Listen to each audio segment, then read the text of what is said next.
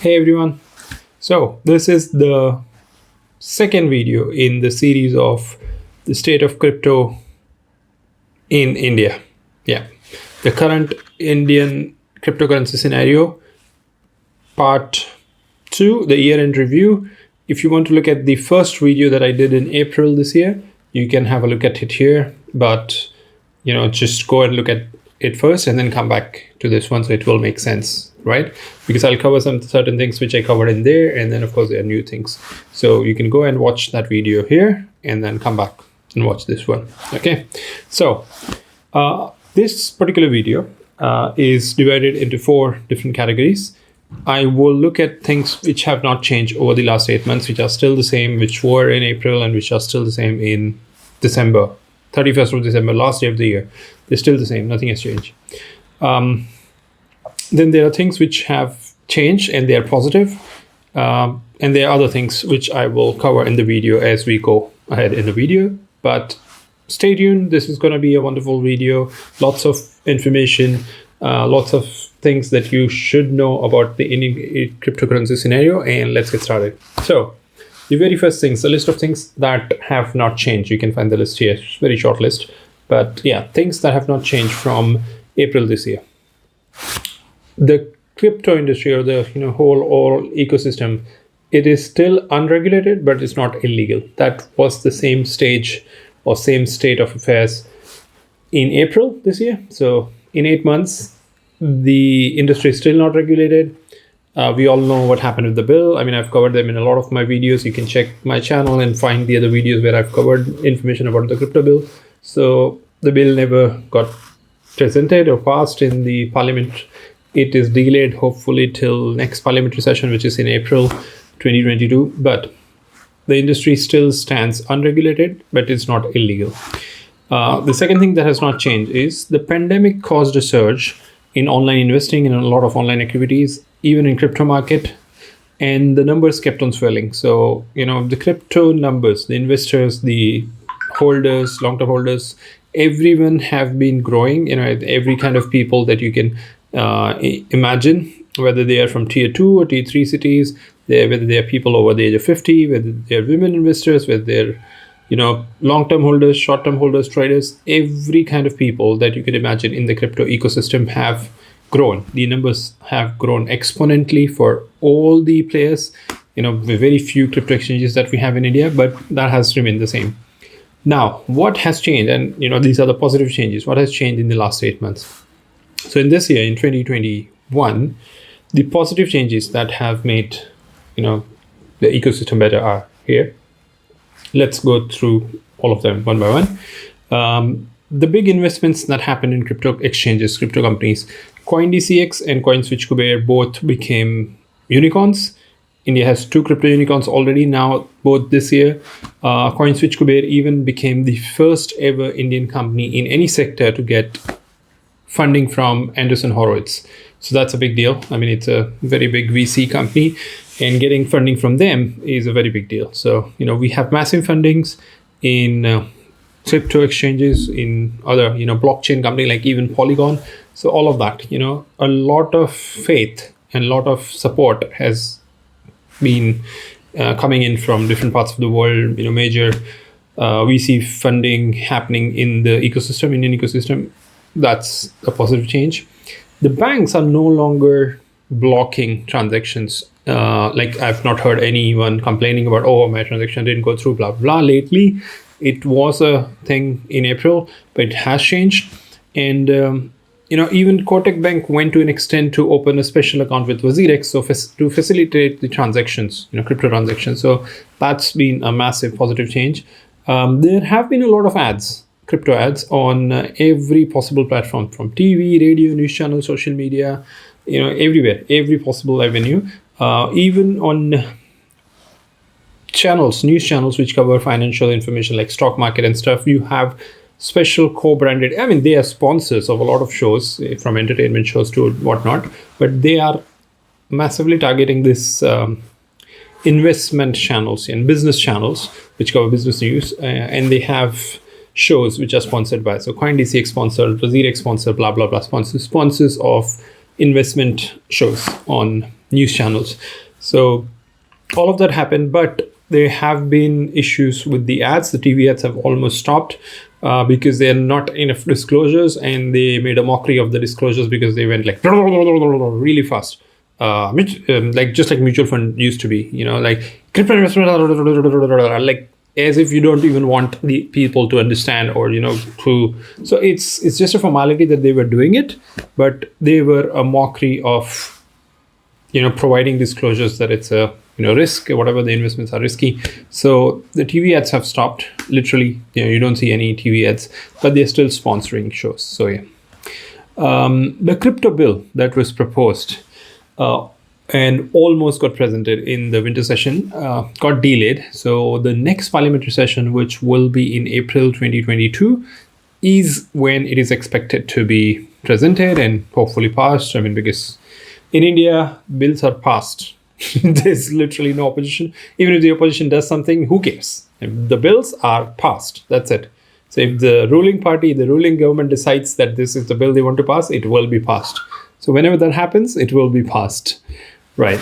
There's a lot that I have covered in terms of crypto bill in my previous videos. So you can check those videos wherever you'll find crypto bill mentioned. You'll see a little more information about that. Okay. The banning of crypto exchanges is almost ruled out. Like literally, you just can't do that any longer because it's too late. The ecosystem has developed to a lot of extent. The amount of investors that India has, it is almost impossible to ban it. So, the ban thing is almost gone. But of course, nobody has made it official. So, I mean, you can almost think it is official. The government is also planning CBDC. So it is possibly still coming sometime next year, or I don't know when. And it will coexist with crypto. So how is this going to happen? Because crypto will most probably be classified as assets rather than currency. So that way, CBDC and crypto will coexist in India. And what are the key takeaways from all the events that happened this year? So a list is right here for you to look at it. Okay, so let's go over them one by one. The confusion is still there, because nobody knows whether they would be banned, whether they would be classified as assets or crypto. But there's a confusion. There's even a massive sell-off where the exchanges literally had to block selling. So there's always FUD stuff happening, but there's still confusion, and most investors are still bullish, even though there's confusion. The confusion is supposedly, hopefully, going to be cleared in the next 5-6 months, the first half of 2022. The companies are definitely here to stay, and they're entering new sectors like NFTs, of course, which is not very new, but considering the way the industry moves, it is new as well, but it's real. So they have all entered pretty much NFTs and more, and there are other players who are specializing on NFTs. And there are other use cases that they are going to enter, and they are already entering. Wallets don't exist yet, and there can be two big reasons for that. Most Indian crypto investors are short-term investors. They just want to make quick buck, like they want to get in and get out. They want to buy or invest in a meme coin like Doge or Shiba Inu, whatever, which just goes crazy bullish in, 2-3 days a week, and they want to sell off and they want to get out. So they're all here. I mean, majority of the Indian investors in crypto space are such people who want to make quick bucks. So that's one of the reasons the wallet don't exist, because they don't want to hold that for long term. They just want, in and out quick buck, making quick buck. So wallets don't exist. And the other thing is, of course, the government is not ready to consider crypto as cryptocurrency. They want it to be as an asset class. So, wallets don't exist. And then, of course, the other, big USP of wallet, unique selling point is they will give you interest, which is called staking and yield on your crypto, right? So staking, again, is not so popular in India. Many people don't even know that there's this possibility of getting yield or getting interest on your crypto holdings, and you can put it, transfer it from the exchange to the wallet. So most Indian investors have their crypto with their exchanges only. They are not even transferring them to a wallet, and they're not doing staking. They're not doing, because they're not holding it for the long term. So that's just the overall scenario. These are all the key takeaways that we have learned. But of course, long-term hodlers, who are very few, are much lesser in size, and those people invest. So the investment patterns are very clear. The long-term ones want to hold for a longer time, and they want to invest in BTC, Ethereum, Solana, really strong, top 5, top 10 ones. But the other ones, the other people who are in for a quick buck, they want to invest in meme coins. They would try and get, this meme coin's trending, this just became bigger, there's Doge, there's Shiba Inu. So it is a very clear distinction. The long-term holders are investing in BTC, Ethereum, Solana, all the top coins, even BNB, Binance Coin. The short-term ones are into meme coins. That's a key takeaway. And the ecosystem is not yet developed compared to many mature markets in the world.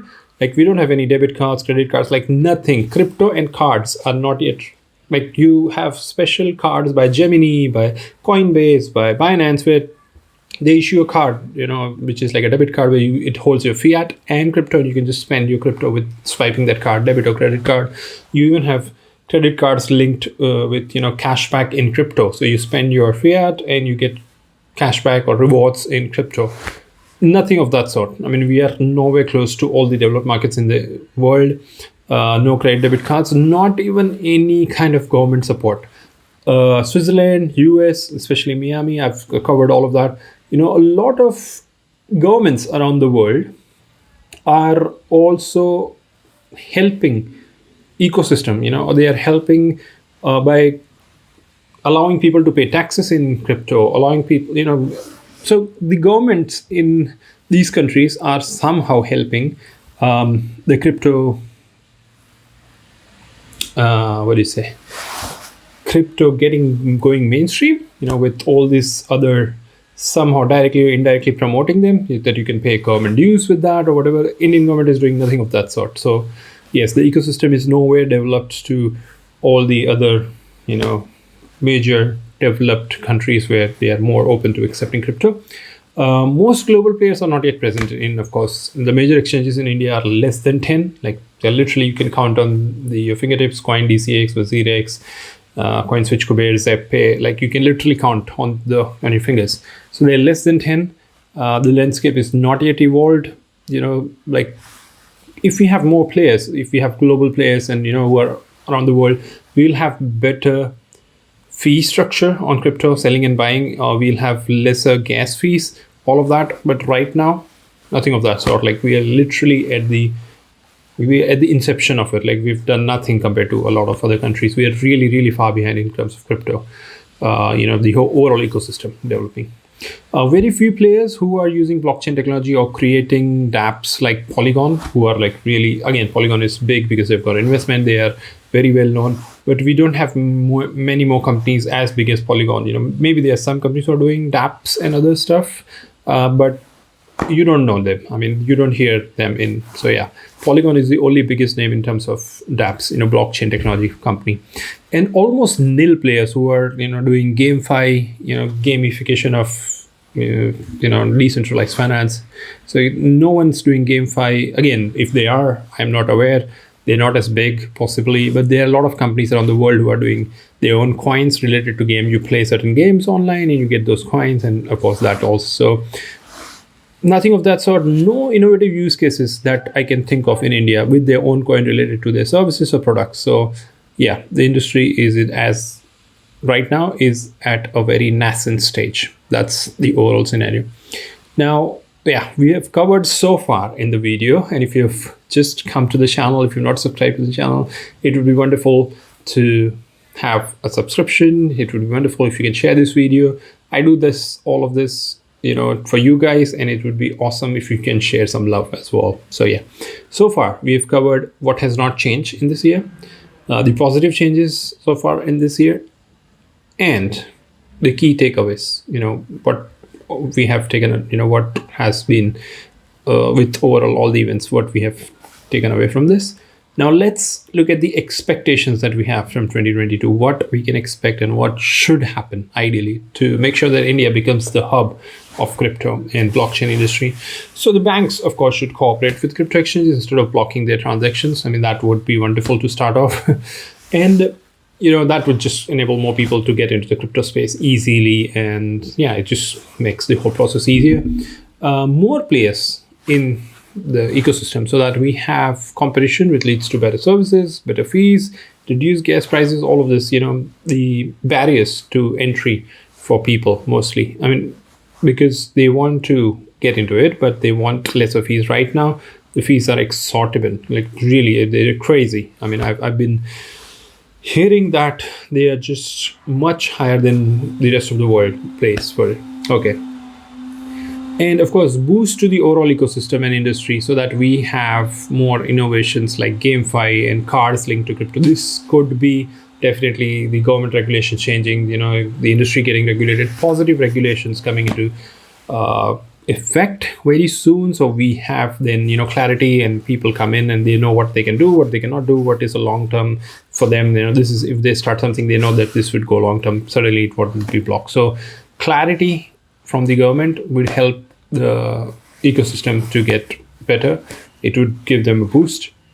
So hopefully that. More investment in mitigating hacks and reducing downtime, because the whole year I have been reading on Twitter about WazirX down. It was trending. There has been a lot of issues. They can't keep up with the sudden surge of signups, sudden increase in their signups. They can't keep up with people, trying to sell or buy in a bearish or bullish market. Every time, they have a strain on their systems, they go down, they go kaput, which cannot be. You want to be challenging banks. You want to be the financial ecosystem. You cannot have downtime.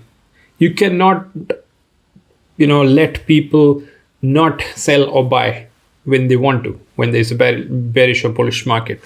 And yeah, it's just, you need to invest more on your ecosystem and your infrastructure and make it better, much better. If you want to be a global player, if you want to be the next Binance, the next Coinbase, that's what I'm expecting in 2022 India can be. So yeah, all of that, and better support and overall improvement of quality in hiring people. I mean, the support of all the companies in India sucks, no matter what industry they are from. Of course, the crypto or the blockchain industry needs to do better in that. They need better talent. They definitely need better talent, and they need to do better at hiring people, retaining them, just providing better support. Yeah, all of that. Whenever you can do that, I think that would be a big deal in 2022. And more companies which go global, like Polygon. Polygon is the only, or Matic is the only company from India which is globally well known. And they are, doing stuff globally with every country around the world, from Switzerland's postal system to, they're doing just massive scale around the world. And there's no other company which is doing as good as Polygon from India. And making sure that crypto hub, which is the US is trying to be. So India becomes a crypto hub, making a hub of crypto blockchain with the development of infrastructure, providing manpower, talent, all of that. So if India can do that, like India is regarded, global hub for IT talent. If we can do the same for crypto blockchain, it would be awesome.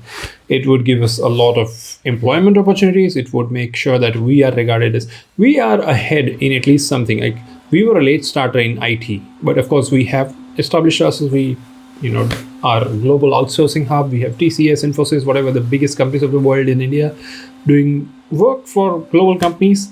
I think we have all the potential to do that for crypto blockchain as well. So, not missing out on that opportunity, getting an early start on that. And of course, more fintech companies providing crypto, so this could be wallets like Paytm or neobanks, which also provide, they just don't provide a savings account or investments in normal stocks and other things, mutual funds, whatever. They can even have a portfolio of crypto to give you. So there's no bank, neobank, or no, financial service provider, wallet, whatever, who is adding crypto in. Paytm should do it. It's just a no-brainer. I mean, they are listed. They have not had a great listing. They've tanked. The share prices have tanked. This could give them a huge fill up. I mean, they can go from zero to, like, literally there's no limit. But I don't know what's stopping them. So hopefully once the, regulations come in, Paytm could add it, or some other wallets or new banks could have it. I see some companies are doing that. They're trying to, the RBI has given that aggregator license to a lot of companies. So the aggregator could be aggregating all the financial services, but crypto should be a part of it. So maybe, just maybe, next year we will see that a lot of companies coming together, putting, all your portfolio like fiat and crypto together. So you can have all your investments, your saving bank account, your crypto, all of it at one place, a central hub for all of that. That would be awesome. And it's not just one or two companies, not a niche market. It should be a lot of players. So that's about it. That's what I expect next year. I hope a lot of those things actually come true. Let's see how many of them do come true. There is a lot riding on this huge new ecosystem industry that has come into play, and there are a lot of people involved in it. So I hope the government pays attention to it, gets the groundwork laid and done, and then we can come up as one of the key players in the world for this industry. That's about it. Peace. End of 2021. I hope it's good. I hope the new year is better for all of us. We can travel, we can meet up with people. A lot of hopes on the new year. And we don't have any new variants. Take care. Talk to you soon. Talk to you tomorrow and day after. Of course, I'll be making 2 new videos as well. The weekly crypto news, weekly tech news. So talk to you tomorrow and day after. And have a wonderful new year. Take care.